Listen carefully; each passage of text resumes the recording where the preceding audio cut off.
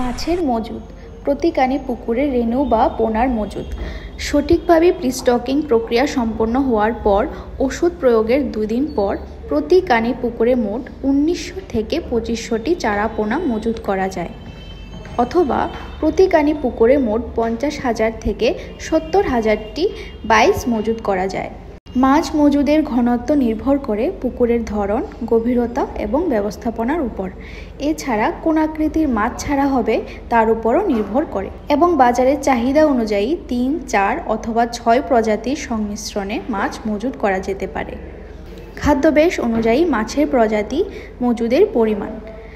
খাদ্য গ্রহণের ধরন: উপর স্তরের ফিডার 40%, প্রজাতি কাতলা 15%, সিলভার কার্প 25%, মাঝারি স্তরের ফিডার 20%, রুই 20%, নিচের স্তরের ফিডার 30%, মৃগেল 15%, কমন কার্প 15%, উদ্ভিদভোজী 10%, গাছ কার্প 10%। মাছের নিয়মিত খাবার দেওয়া।